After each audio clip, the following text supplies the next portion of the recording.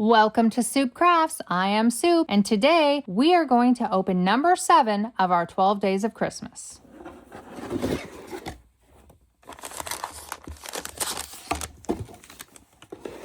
Well, number 7 is a bit bigger. Let's see what we've got.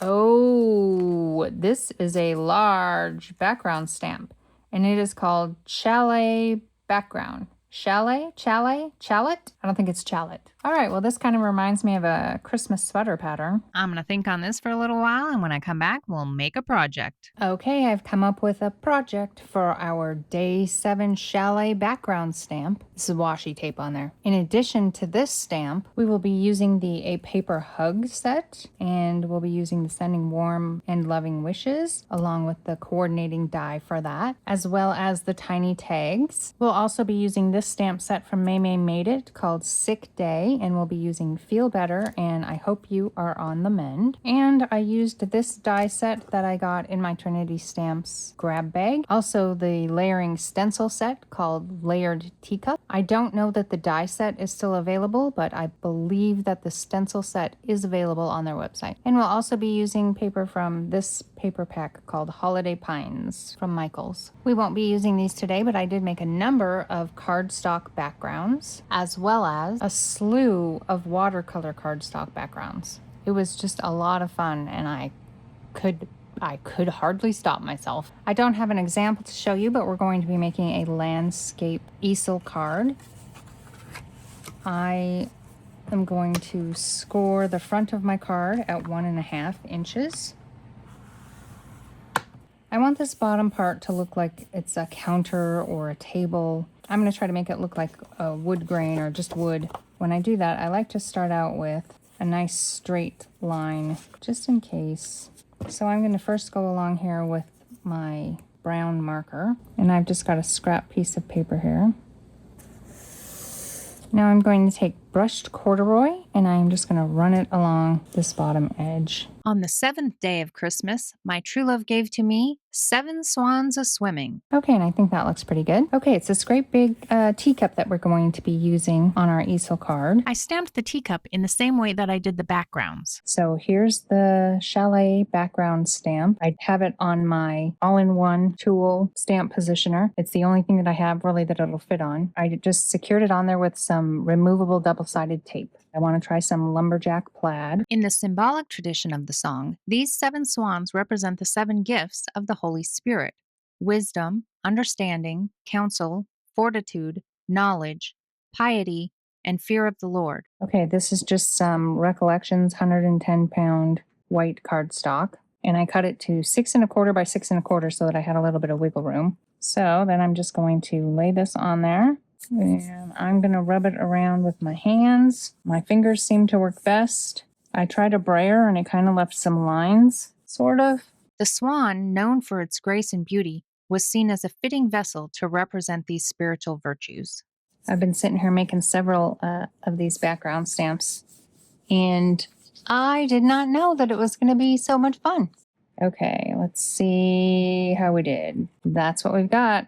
This one actually is probably the best one. Now I have some watercolor paper, and if I'm gonna get the stamp all full of it, I might as well do more. I'm going to spray that all over with water, and then I'm going to take the watercolor paper smooth side to the stamp. This is watercolor paper from Spellbinders. I'm going to set that on there, and I'm going to do the same thing I did with the other one. If you are enjoying this history of the 12 days of Christmas, or if you find inspiration in this project, please let me know by tapping that thumbs up icon.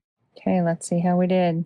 And there's that one. The watercolor always turns out kind of uneven like that, but I kind of like it. I'm digging it. Let's do some more.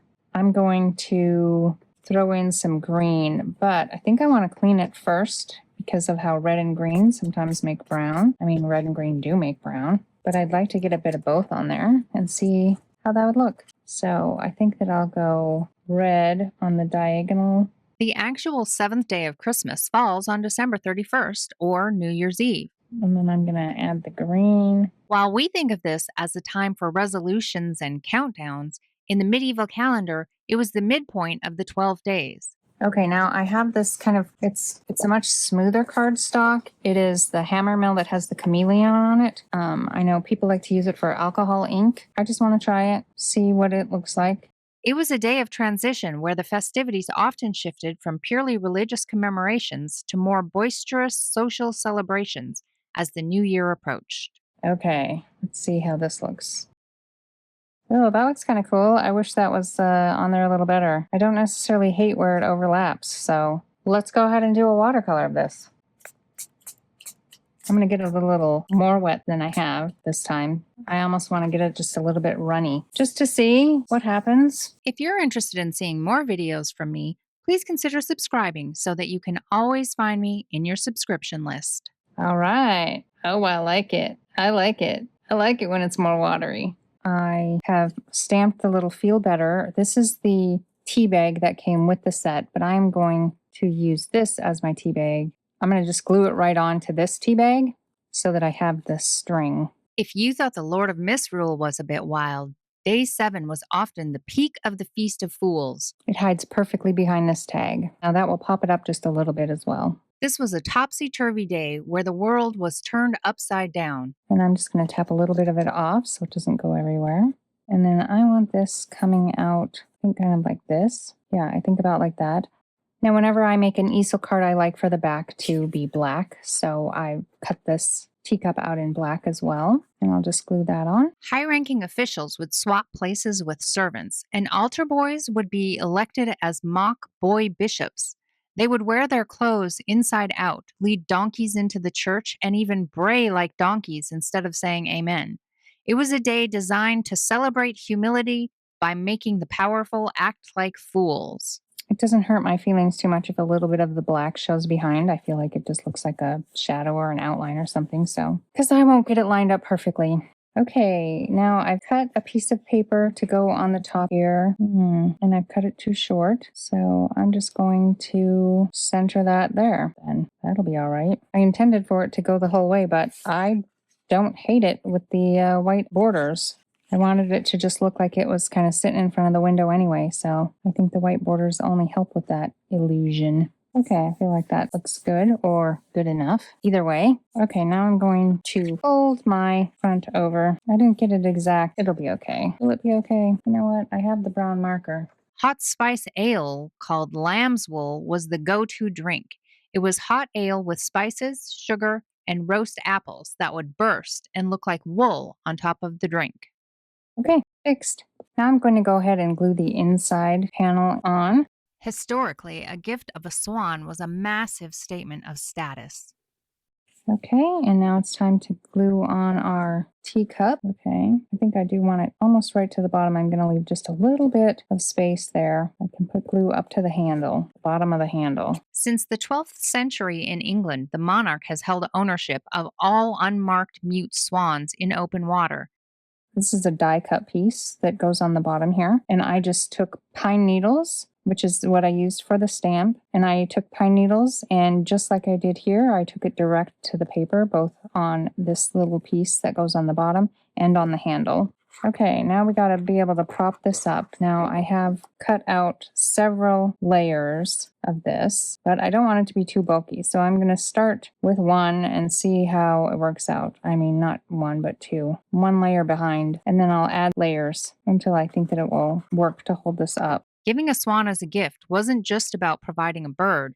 It was a gift associated with royalty, grace, and high court luxury. It actually seems like just the one layer is going to do. I'm going to add one more just to be on the safe side. So I have one extra that I won't need.